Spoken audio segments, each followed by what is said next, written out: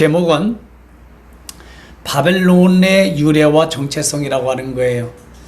계시록 18장의 내용의 큰 성 바벨론은 한일의 7년 환란기 구원사가 끝나면서 바로 일곱 진노 대접을 쏟아붓는, 그리고 큰 음녀의 종교 영역의 세력과 큰 성 바벨론 정치 영역의 세력들이 커넥션, 카르텔 연합이 되어서 적그리스도를 출범시키고, 그리고 불의의 병기를 쓰임받는, 그리고 짐승표를 받게 만드는 그런 일들의 상황에 있는 자들을, 그런 나라와 정부를 심판하는 말씀의 내용들이에요. 그래서 일곱째 진노 대접이라고 보면 됩니다. 일곱째 진노 대접을 어디에 쏟냐? 공기에 쏟아요. 공기에 쏟았다는 것은 이제는 완전히 숨통을 끊어놓겠다는 의미죠. 근데 그 심판이 큰 음녀 큰 성 바벨론이 적그리 정부가 어떻게 심판받는지 내용이 안 나와요. 공중에 쏟아붓다만 나오지. 그 내용이 계시록 17장과 18장에 자세히 설명이 되어 있기 때문에 연장선으로 말씀을 들으시면 돼요. 이렇게 예수님 말씀하신 계시록 말씀을 이해하려면은 원장과 삽입장과 모든 내용이 섞여 있기 때문에 제가 이렇게 책으로 그 순서를 정해놓은 것을 읽지 않으면은요, 자기 죽을 때까지 읽어도 내용이 이해가 안 돼요. 구슬을 깰 수가 없다는 뜻이에요. 그래서 오늘 17장, 18장은 계시록 16장의 일곱 진노 대접 말씀이 끝나고 나서 그 내용이 연결이 되어야 된다고 하는 거. 요거를 모르면은 계시록은 뭐 엄두도 못 내요. 자, 그러면 오늘은 큰 성 바벨론이라고 했는데 이 바벨론의 유래가 뭐냐? 그리고 정체성이 뭐냐? 정체성은 2절에 딱 요약이 돼 있어요. 한마디 말하면은 마귀의 처소고, 각종 부정한 영들이 모이는 곳이고, 각종 더러운 가증한 새들이 모인 곳이래요. 다시 말씀드리면은 큰 은여와 큰 성 바벨론은 마귀의 처소라고 보면 돼요. 그런데 마귀의 처소인데 누가 모이냐면은 더러운 영들이 모이고요. 그 다음에 아주 부정한 더러운 영들이 모이고, 부정한 영들이 모이고, 가지한 새들이 모이는 거예요. 이 정체성이 딱 드러나 있어요. 큰 음녀는 종교 영역의 세력이라고 17장의 4개의 챕터를 통해서 말씀을 들었어요. 근데 먼저 오늘은 18장의 정치 영역의 큰 성 바벨론에 대해서 이제 말씀을 한 3-4번 이어갈 겁니다. 중요하기 때문에.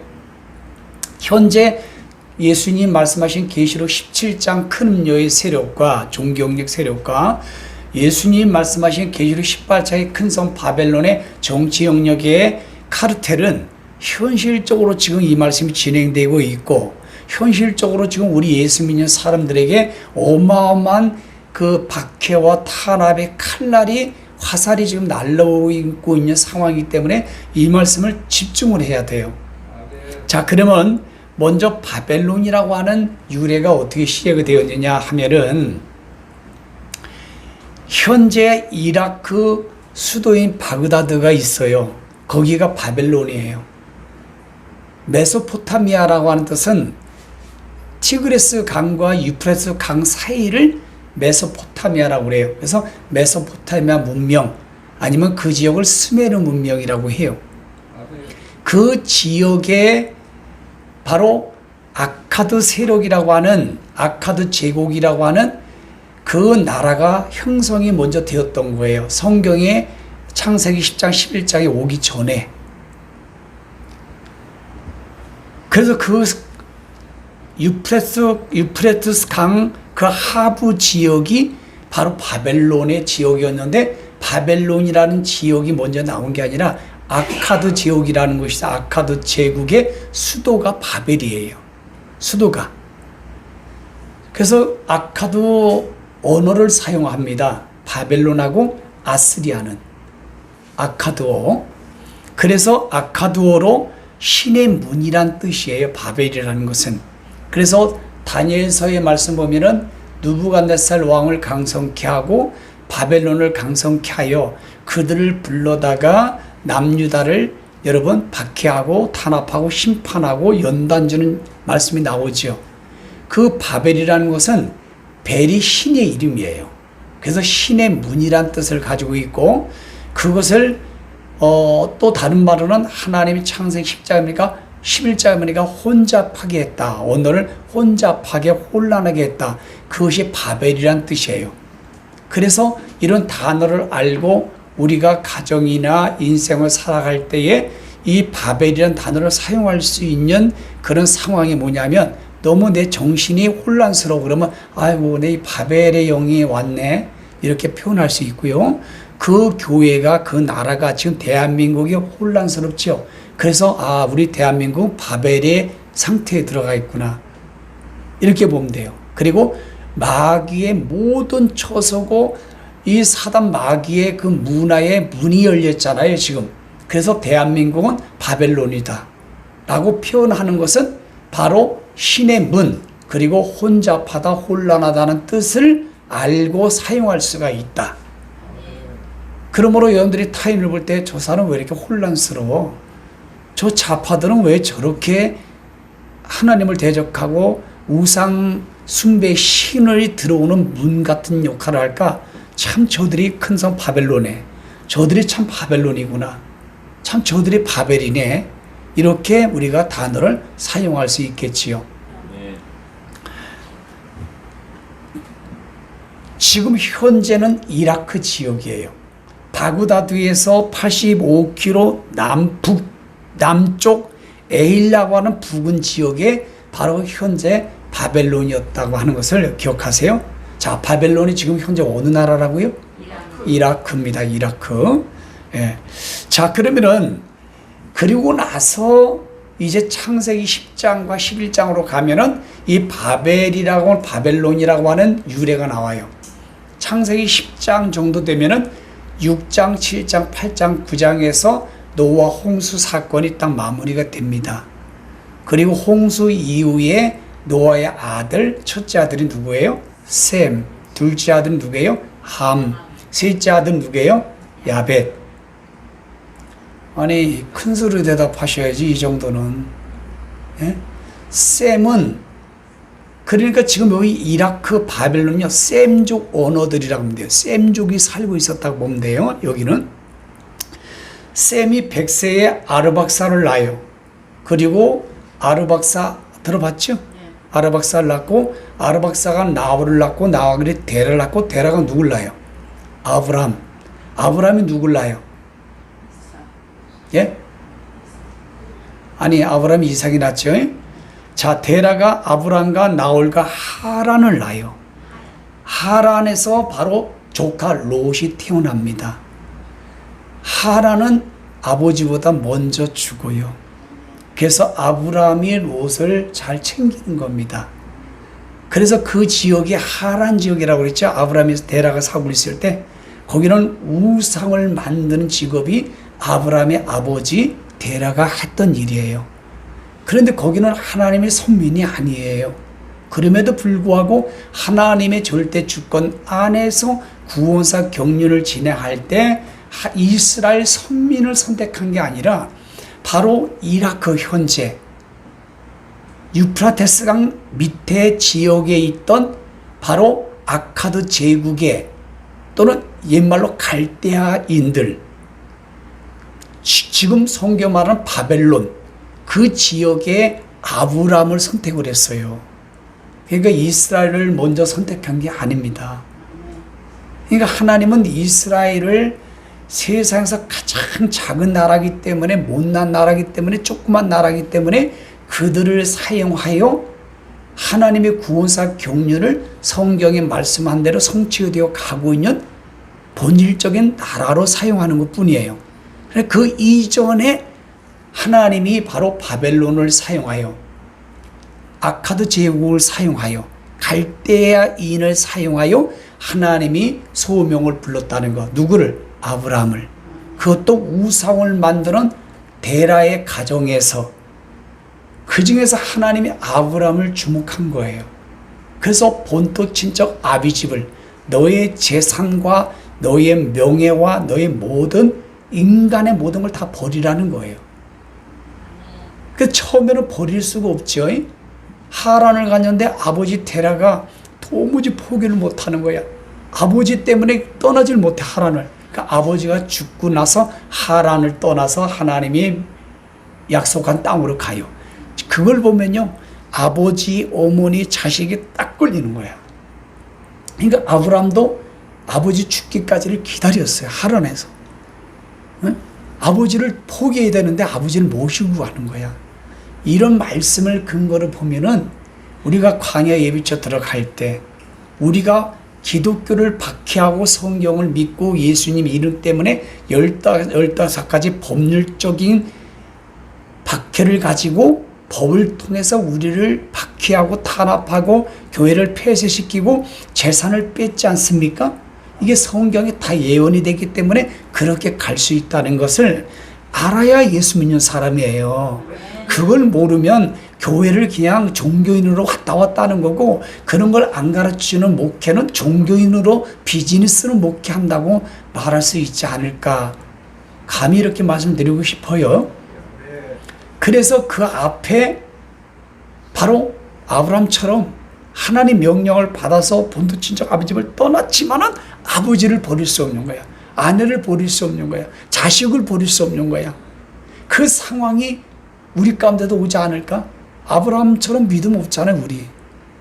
아브라함 믿음의 조상이잖아요. 아브라함 같은 영성이 우리는 지금 부족하지 않습니까?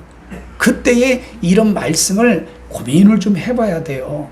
그 지금부터 훈련해야 돼. 남편을 버리고 아내를 버리고 자식도 버릴 수 있고 돈도 명예도 재산도 버릴 수 있다고 하는 이거를 훈련을 지금부터 하셔야 가능해요. 이게 훈련이 안 되면 그때 딱 발목이 걸려. 아버지 때문에 아브라함이 발목을 걸린 것처럼 특별히 자식이 더 강하지요. 그리고 자식보다 더 강한 게 뭐예요? 재산이지. 재산이 돈이지 않습니까? 이런 걸 포기하는 훈련을 모세처럼 거절할 수 있는 영성을 지금부터 하나하나, 이건 하나님이 것이다, 우리는 청지기에 불과하다라고 하는 이런 훈련을 지금부터 하지 않으면 그것이 우리 영혼을 지옥 보내릴 수 있는 가능성이 될 수 있다는 거예요. 굉장히 보세요. 큰 교회를 목회하는 사람, 뭐예요? 큰 예배당이 성도들 많은 게 지옥을 갈 수 있는 동기부여가 될 수 있다는 것, 어마어마한 저주입니다. 쉬운 것 같아요? 쉽지 않습니다, 여러분. 훈련을 많이 해야 가능한 거예요. 아브라함을 보세요. 아브라함도 그렇지 않습니까? 아브라함도. 예? 그렇지요? 예. 우리 예쁜 이사람 목사님은 이제 미리 꺼주세요. 저거를. 그래서 아브라함을 보면 그걸 알 수 있고, 그러면 셈족이에요, 셈족. 그리고 함은 창세기 10장이니까 구스를 낳아요, 함은. 구스에서 누굴 낳아요? 니므롯을 낳아요, 니므롯. 니므롯은 용사고 당대의 사냥꾼으로 말씀하고 있을 때 적그리 시대의 모형입니다. 그리고 함은 노아가 포도주를 먹고 옷을 벗었을 때에 아버지 허물을 덮어주지 못하지요. 그래서 저주를 받잖아요. 그게 바로 적그리 시대의 영이 여기서부터 흘러간다고 하는 것을 성경을 통하여 아주 지식적으로 잘 알고 계시면 아주 유익합니다. 함이 바로 적그리 시대의 영이에요, DNA가. 그리고 야벳은 누굴 낳냐면, 여러분 에스겔 38장 39장에 보면 공마국 전쟁 들으셨죠? 거기에 보면 마곡, 두발 이런 거 들어보셨죠? 그 야벳이 낳은 아들이에요. 소련과 미국 다 유럽을 말하는 거예요. 함은 아프리카 지역을 말하는 거고, 셈은 아시아권을 말하는 거예요. 우리는 지금 셈족이에요. 이스라엘도 이락도 이란도 다 셈족입니다. 그래서 우리 한국 사람은 비슷하게 생겼잖아요. 근데 지금 이스라엘 나라는 그 미국이나 유럽인처럼 지금 많이 묘사가 되죠, 영화에. 아니, 원래는요, 원래 유대인 중에서, 잊어먹었네. 하도 안 하니까. 유대인들 종류가 몇 종류가 있다 그랬죠? 맞아. 뭐? 세르파. 예. 그리고 또 하나는? 잠깐 안 하니까 다들 잊어버리는 거예요. 세라파가 아니라? 하여튼 오리지널이, 세라파가 아니고 비슷한데, 그 단어가.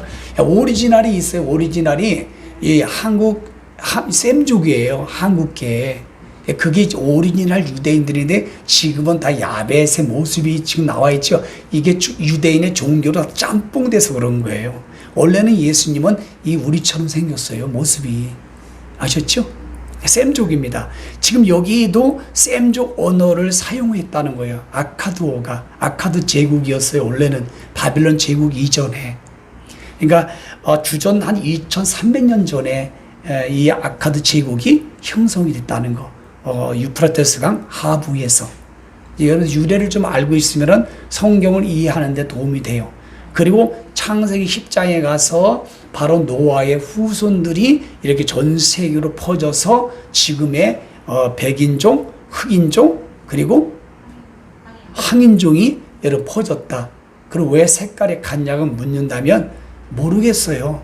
그냥 시간이 지나면서 달라지지 않았는가. 또 학자들의 말에 빌리면은 함족은 저주를 받아서 좀 까맣게 된 거고, 백인은 좀 부유하기 때문에 좀 허옇게 됐고, 그리고 예수님의 셈족은 제일 적당하게 아주 피부색이 좋았다.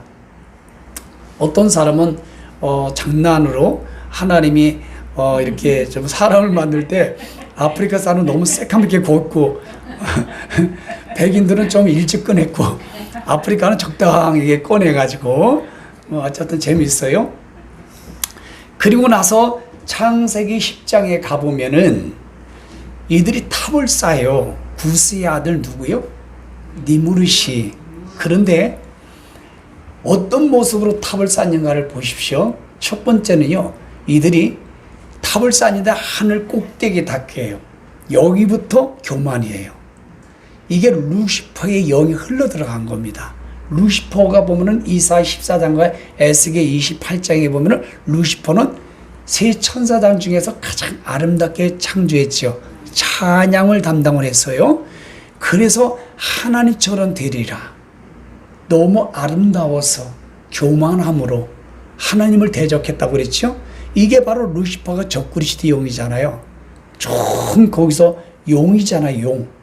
그리고 그 용이 들어감으로 세계를 지배하는 짐승 적그리스도 나오는 거고, 그 밑에 고집 대언자들이 나오는 거죠. 쫄개들이. 개구리 같은 새 더러운 영이 하나님을 대적하고 예수 믿는 사람을 여러분 죽이는 아마겟돈 전쟁을 하는 그런 좌파의 공산 사회주의 이념을 가지고 있는 불의의 사람들이다. 그래서 이가 하늘의 꼭대기 닿게, 그래서 교회를 짓든 우리가 인생을 뭘 하든 하늘에 닿게 한다는 이런 생각조차 하면 안 돼요.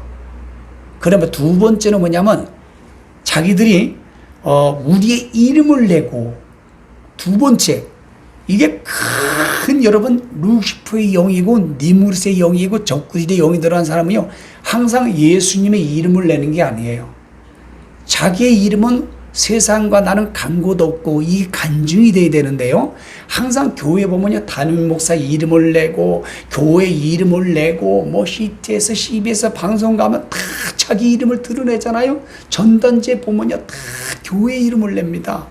장사꾼이야. 여러분 옛날에 저도 20년 전에는 전단지를 똑같이 만들었어요. 왜? 성도 하나 데려오려고. 이게 성경적으로 봐서는 다 큰 성 바벨론이에요. 자기 이름을 내는 게 아니야. 예수 이름을 내야지. 나와 여러분들이 인생을 살아갈 때도 내 이름을 내고자 하면 안 돼요. 내 이름을 자랑하면 안 돼요. 내 이름을 드러내면 벌써 이 사람은 큰 성 바벨론의 영이 들어갔고 루시퍼의 영이 들어갔고 짐승의 영이 들어갔고 적그리스도의 영, 오리의 영이 들어간 사람이에요. 나라고 하는 이름은요 완전히 십자가에 못 박아야 되고 사도 바울처럼 배설물로 버려야 돼요. 그래야 그리스도를 얻을 수 있다고 바울은 고백합니다. 이거에 노출되면 안 돼요. 이게 노출되면은. 그리고 세 번째는 뭐냐면 지면의 흩어짐을 면하자. 이게 하나가 되려고 하는 거예요. 하나가 되려면은 말씀을 근간으로 성령님이 인도하는 대로 하나가 돼야 되는데, 그래서 5절 말씀 보니까 창세기 10장 5절 말씀 보니까 그때 하나님이 거기에 강림하셔요. 이놈의 인간들이 무하나 신방을 했다는 거예요. 그랬더니 세상에 하나로 똘똘 뭉쳤는데 세상에 하나님을 대적하고 하나님 없이도 살겠다고 하는 것에 똘똘 뭉치는 거야, 이들이. 그래서 하나님께서 이들의 언어를 다 흩어버려요. 다 흩어버립니다. 그래서 하나님이 그 이름을 바벨이라 하라. 혼잡하게 하는 거예요, 언어를 혼잡하게 해서 그들을 다 흩어버리는 거예요. 나눠버려요. 그래서 그 이름을 바벨이라 하더라. 바벨이 그런 뜻이에요, 또. 바로 성경에도 바벨의 뜻에 대해서 그렇게 지금 말씀하고 있는 것입니다. 예. 자, 9절 말씀에 그런 말씀이 나와요. 7절 말씀에 언어를 혼잡하게 했다는 말씀이 나옵니다. 자, 이렇게 돼가지고 창세기 11장으로 넘어가서 이런 결과가 지금 나온 거예요. 그래서 바벨론의 유래가 이렇게 시작이 됩니다. 그래서 하나님이 언어를 다 흩어가지고 전 세계의 모든 245개의 나라들이 좀 더 있겠죠. 언어가 다 다른 거예요. 이때 이렇게 된 겁니다. 마치 창세기 11장의 니므롯은 적그리스도의 절대적인 모형이고요. 그리고 여러분들 인물 기억하세요? 적그리스도의 모양과 똑같은 사람 이름. 네? 헬라의 장군 이름.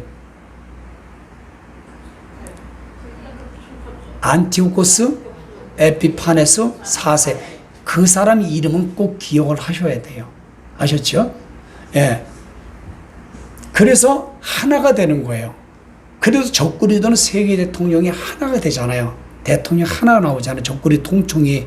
그리고 종교도 하나가 되고, 에큐메니칼, 정치도 G7 이런 게 하나가 되고, 문화도 경제도 FTA 하나가 되고, 그리고 문화도 유네스코 하나가 되고, 요게 바로 마귀가 창세기 10장 11장에 실패한 바벨탑을 마지막 예수님이 계시록 때 와서 다시 이걸 성공시키려고 하는 게 바로 계시록 17장 18장이에요. 그들은 바벨탑이 실패했지만 반드시 바벨을 다시 성공시키겠다고 하는 게 바로 루시퍼입니다. 그게 적그리스도가 나타나야 하리라고 하는 것을 예수님이 말씀해 주신 거예요. 그렇게 갈 걸 알고 또 그걸 허락했다는 거죠. 그 목적은 구원사지요. 그래서 오늘 여러분 바벨론의 유래에 대해서 말씀을 여러분들 들었어요. 그래서 바벨론은 이렇게 아카드 제국부터 시작이 되어서 창세기 10장으로 와서 11장으로 와가지고 계시록 17장 18장에 한일의 칠령 환란기 구원사의 불의의 병기로 하나님이 허락해서 적그리스도와 마귀와 모든 이런 가증하고 부정한 영들이 모인 종교 영역 큰 성 바벨론이 커넥션 카르텔 연합이 되어서 바로 하나님의 불의의 병기 구원사로 쓰임 받고 있구나. 그리고 마귀들 입장에서는 반드시 바벨탑이 무너졌지만 바벨탑을 세우리라. 그래서 미국이나 유럽이나 그 달러나 그 유럽의 돈에 가보면요, 이 바벨탑이 들어가 있어요. 바벨탑이 완성된 게. 세계 단일 정보, 세계 여러분 뉴월드 오더, 신세계 질서, 딥스테이트, 이런 것은 성경의 바벨론하고 똑같은 의미예요. 그들은 바벨론을 다시 세우겠다는 겁니다. 바벨론을.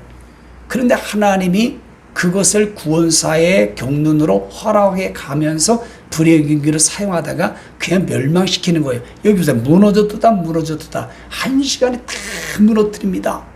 그리고 그들과 카르텔이 되었던 사람들은 왕, 정치, 상업인 이런 사람 조선업까지 막 이들이 무너지니까 막 통곡하고 티끌을 흘리고 그런 모습이 18장에 예수님이 말씀하셨어요. 이런 말씀을 알면 절대 큰 음녀의 영역 속에 들어가지 않아요.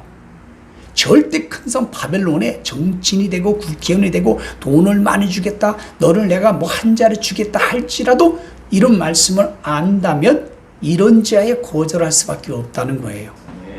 지금 이 대한민국 보세요. 종교 영역이 바로 이 좌파의 이념의 사상을 가지고 있는, 성경적으로 말씀드린다면 짐승과 적그리스도의 미혹과 오리의 영을 가진 대형교회 교수와 목회자가 여러분 70% 80% 장악했다고 리서치가 나와 있어요.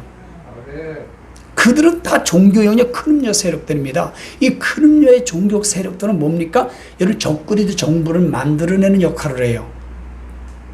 그리고 좌파 정권을 만들어내는 역할을 합니다. 종교 영역에 큰 음료의 종교 영역의 세력이 없다면 좌파의 전부가 전 세계에 나올 수가 없어요. 성경도 그렇게 말해요. 큰 음료의 종교 영역에 협조해주지 않으면 큰 성 바벨론이 나오질 않아. 적그리스도는 자기 마음대로 못해요. 그래서 적그리스도는 종교 영역을 잘 이용을 해서 적그리스도가 딱 되고 나서 토사오팽시키는 걸로 끝나요. 잔인하게 자기가 세계를 장악하는 성경 성취를 성취할 때까지는요, 쫙 도닥거립니다. 그리고 쫙 사랑하는 척 합니다. 그리고 쫙 이렇게 이득을 줍니다. 그리고 자기가 목적이 올라갔을 때 그냥 사냥개를 잡아먹는 것처럼 사냥꾼이 그대로 죽여버리는 거예요. 17장에 배우셨죠? 아예 뼈까지도 불이 태워버려요. 이걸 알면서 어떻게 WCC에 들어가고 WE에 들어가고 로잔대를 좋아하고 NCCK 그 한기총을 북중국의 기독교 연합하고 연합한다고 하는 한기총에 왜 들어가? 그런 교단이 있을 필요도 없고 그런 노예 있을 필요도 없고 교회가 왜 거기에 다니냐 이거 그 교회를. 그러니까 이런 말씀을 모를 뿐 아니라 알아도 그냥 무시해버려요. 하나님을 무시하는 거야. 하나님을 무시하면 심은 대로 거둬. 하나님도 무시해. 갈라디아서 6장 7절 말씀에 현재 대한민국의 현주소를 보세요. 종교 영역의 큰 음료가 정치 영역의 좌파의 적그리 정부와 여러분 커넥션 카르텔이 돼 있잖아. 박해를 하든 탄압을 하든 뭐 하든 그냥 납작 엎드리고 그대로 다 복종합니다. 그대로 다 받아들입니다. 그걸 배교라고 하는 거예요. 그걸 중국의 제3자 교회라고 하는 것입니다.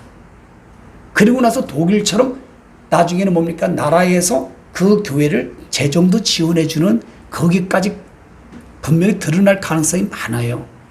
그러나 우리는 배교할 수 없다 하는 교회는 교회가 흩어져요. 그리고 흩어지는 걸로 끝나는 교회가 너무너무 많을 거야. 지금 마지막 때 말씀을 전하는 몇 명의 목사님을 가끔 내가 피드백 보면요. 여기까지 하더라고. 우리는 언젠가 다 흩어져야 됩니다. 라까지 하더라고. 근데 대안이 없어요. 답이 없어요.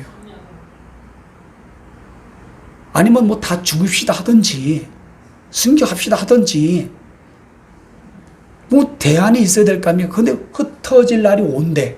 거기까지 말을 해요. 그 내가 기도했어요. 하나님, 저 목사에게 하나님 순교나 성경의 지식을 주고 성경의 영을 열어서 잘 피하고 도망갈 수 있는 말씀을 깨닫게 해주시고 광야의 빛을 깨닫게 해달라고 난 기도가 되더라고. 그 목사한테. 거기까지 얘기하는 목사는요, 그래도 수준이 있는 거야. 거기까지 얘기하는 거는. 그리고 어떤 목사는 저는 게 알려주는 걸 끝나지 그런 상황에 오면은 저는 책임이 없다고 하는 목사도 있어요. 싹군입니다. 여러분, 진짜 선한 목자는 양이 배교의 지옥 가지 않도록 목숨을 버리는 목사예요. 이게 선한 목사라고 그랬어요. 그래서 자기 혼자 살겠다고 싹 도망가는 건요, 싹군 목사라고 그랬어요. 예수님께서.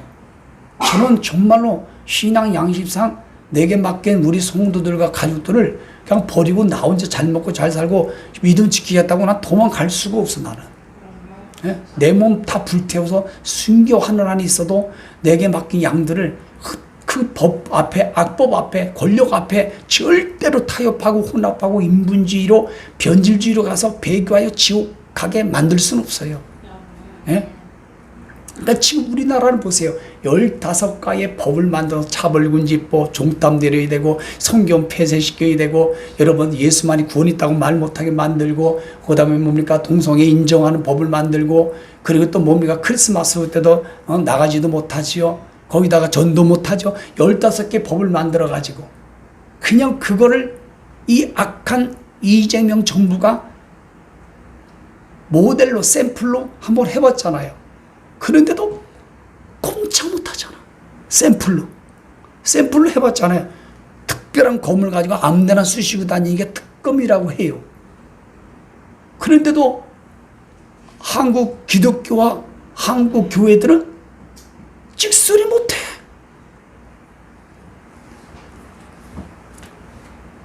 이걸 보고도 경각심이 없고, 이걸 보고도 준비됐다는 생각이 없고, 이걸 보고도 목사가 성도들한테 준비해야 됩니다. 대비해야 됩니다. 우리는 잘 피하고 도망가야 됩니다. 이런 말을, 이런 메시지를 선포하지 않는다면 그는 마태복음 24장의 악한 목사예요. 악한 종입니다. 한 발 더 나가 그렇게 나처럼 이런 말씀을 선포하는 목사들을 때리고 그리고 조롱하고, 너무 안타까워요. 그리고 또 이런 영상을 통해서 이런 말씀을 듣는 사람도 이런 말씀을 요한복음 16장 13절에 보니까 진리의 성령, 말씀이 진리거든요. 예수님이 진리고 말씀의 성령님이 오시면 그 말씀이 저절로 깨달아지고요. 이해가 돼요. 이게. 그런데 이걸 들으면은 세 가지 불이야. 어머, 손 목사님이 가르쳐주고 보내준 말씀이 진짜네 하고 알면서 거기서 끝나. 그리고 두 번째는 뭐냐면 그냥 저런 말씀이 있네라고 다 패싱시켜. 그 세 번째는 뭐냐, 아이고 저런 말씀 또 이상한 걸 전하네. 세 번째가 제일 많을 거예요 아마. 세 번째가 이게 바로 예수님이 말씀하셨어요. 좁은 문으로 갈 수가 없고, 아무리 파수꾼이 이런 말씀을 전해줘도 듣지 않아. 여러분 보세요. 예수 믿는 사람들이 또는 맑은 정신을 갖고 맑은 이성을 가진 사람이라면 어떻게 옳고 그름을 판단을 못하고 이 정부가 정책을 하고 모든 걸 하는 것을 보면은, 언론이 하는 것을 보면은 뭐 저거 옳은 게 아니네. 왜 그걸 모를까요? 구원받지 못해서 그래요. 큰 역 큰 성 바벨론의 영에 붙잡혀서 그래요. 그걸 통해서 살루 2장 10절 11절에 있는 말씀을 명확하게 보시면 어머, 나는 거듭남의 구원이 없구나 하는 걸 알 수가 있습니다. 지금도 어떻게 이 악한 정부를, 물론 조작을 했겠지만은 어떻게 60% 이상 지지율이 나고 조금 요즘 인미향하고 조국을 내보냈다고 해가지고 뭐 57%가 좀 떨어졌다고 하는데, 이게 여러분 이해가 되겠어요? 이해가 되겠습니까? 이해가 됩니다. 여러분, 이것은 정신이 나간 사람이, 구원받지 못한 사람이라도 그 짐승의 영이 붙들린 사람이라고 하는 거고, 그건 폐가 망신합니다. 그리고 예수를 믿으면서도 여러분 이거를 잘한다고 하고 야 지지하고 옹호하는 사람은 여러분 거듭남의 구원이 정말 불투명한 거예요. 큰성 바벨론의 속해 있는 교회고 공동체고 목사고 장로고 권사일 겁니다. 그리고 이런 영상을 들어도 내가 저 손 목사님이 준비하는 걸 동참해야 되겠다는 그런 마음이 안 들면 이걸 겉핥기식으로 듣는 거예요. 그분은 구원에 100% 못 지킵니다. 보시라고. 지금은 아니란 마음을 가질 거예요. 지금은 당신한테 지금 박해가 안 왔지, 탄압이 안 왔지, 벌금이 안 나왔지, 그리고 직장에 차압이 안 들어갔지, 그다음 부동산에 차압이 안 들어오니까 지금 별거 아니다라고 생각하고 있을 거예요. 틀림없이. 이 영상을 보는 사람들 중에서 똑똑히 들어보시라고. 내 발등에 도끼가 와서 팍 찍어야 그때 할 겁니까? 그때는 늦어요. 골드 타임을 놓쳐서 죽는 거예요. 병원에 가도. 사람은 믿음도 경제도 사업도 가정도 자기 인생도 골든 타임이라는 게 반드시 있어요. 그거를 놓치면 기회는 끝나는 거예요. 제가 이런 말씀을 가르치고 영상으로 보여주고 그분에게 내가 힘들지만은 좀 들어보라고 영상에 연결해서 들어보라고 하는 거는 그 사람을 내가 특별히 정말 아끼고 사랑하기 때문이에요. 지금이 절의 기회입니다. 골든 타임을 놓치지 않을 수 있는 기회를 주는 거예요. 제가 그분을 내가 사랑하고 관심이 있기 때문에 보내주는 거지, 관심이 없는 사람 보내줄 수도 없어. 저는 할 일이 많아서. 그래 지금 내가 우리 목사님 단체와 저한테 신앙생활 했던 양이 있어요. 너무너무 사랑하거든. 그러니까 내가 그냥 꼭 그래 보내줘요. 그런데 제가 이렇게 조금 하보면은 아직도 그냥 확실성이 없어. 아직도 경각성이 없어. 내가 보기에는 아직도 정말로 야, 성령님 임재하다 보면 진짜 저게 맞네. 그리고 어떤 사람은요 잘 말씀을 따라보고 그러다가 킹제임스 성경을 믿는 분이 있는데 킹제임스 성경만 고집을 해. 그리고 개역과 개정 가지고 말씀을 주노니 인정을 안 해. 그분은 킹제임스 성경을 만나지 말아야 될 사람이야. 킹제임스 성경이 개역, 개정, 현대어 이런 게 중요한 게 아니라 지금은 성령님과 예수님 우리 가운데서 작동하시느냐 동행하느냐 이게 중요한 거예요. 지금 교리가 중요한 게 아니고 지금 어떤 말씀이 중요한 게 아니고 지금 당장 이런 상황에 와서 이걸 어떻게 준비할까? 순교하는 신앙으로 준비하자. 하지 뭐 죽겠다고 하세요. 그러면 간단해. 그러나 솔직히 저는 성령님이 임재해서 순교하라. 순교제 반열에 내가 속하라. 그러면 순교할까? 제 믿음으로는 불가능해요. 저는. 그래서 두 번째 주님이 잘 피하고 도망가라고 제자들까지 그리고 히브리서 11장 38절 이런 사람들은 마지막에 여자들이야. 연약한 여자들. 그들은 여러분 방황하고 피해 다니고 유리하고 불평한 사람들 광야에서 토굴에서 동굴에서 그래서 배교하지 말라는 거예요. 믿음을 끝까지 유지하라는 거예요. 먹고 살라는 거예요. 왜냐? 먹고 살려면은 배교해야 돼. 이 나라 법을 따라가야 돼. 먹고 살려면은 재산 지키고 학교 다니고 회사를 다니고 내 회사 기업을 하고 내 교회 예배당이 엄청난 사이즈가 큰데 이거 지키려면 법을 따라가면 돼. 쉽게 말하면 배신자가 되면 돼. 배교하면 돼. 한동훈이나 조경태가 되면 돼요. 그리고 더 살아봐요. 뭐 100년 살 것 같아요? 여러분 몇 년 안에 몇 년 못 살아요. 내가 왜 그런 줄 아세요? 여자분들 눈썹 하면 껌뻑껌뻑하지요? 네. 몇 년 못 산다. 그냥 나는 하나를 빼고 싶어. 몇 년 못 살. 내가 그래도 한 뭐 50년 이상 산다면 배교할 만하지. 그렇잖아요? 고작 3년만 더 살라고 짐승표를 받아요? 30년 산다면 뭐 살만 받을만 하다. 인간적으로. 그래도 받으면 안 되겠지만 어쩌면 그렇게 정신이 없을까? 예수를 안 믿어도 딱 보면 모르나? 아니 예수를 믿고 예수님 우리 마음까지 성령이 우리 마음까지 드시면 첫 보면 몰라요? 쿵하면 뭐예요? 호박 떠주는 소리. 쪽하면 뭐예요? 뽀뽀. 딱 보면 몰라요? 그러니까 오늘 여러분 큰 성 바벨론의 유래와 정체에 대해서 말씀을 나눴습니다. 그러므로 이 말씀을 올라가면 또 듣고 또 들어서 여러분 것을 만들고 영상으로 보는 분들도 제 이 송목사의 말을 듣지 말고 성경에 있는 말씀 그대로 제가 선포 강해를 해주는 것 뿐이에요. 여러분들이 믿고 순종하는 건 여러분들의 몫이고 믿고 순종하면 여러분들은 믿음의 구원의 완성이 이루어질 것입니다. 그러나 이걸 우습게 치부하면 여러분들은 믿음은 100% 배교하여 지옥 갑니다. 자, 우리 말씀을 생각하며 광야 산지를 위해서 우리 통성으로 가족을 위해서 통성으로 기도하고 마치겠습니다.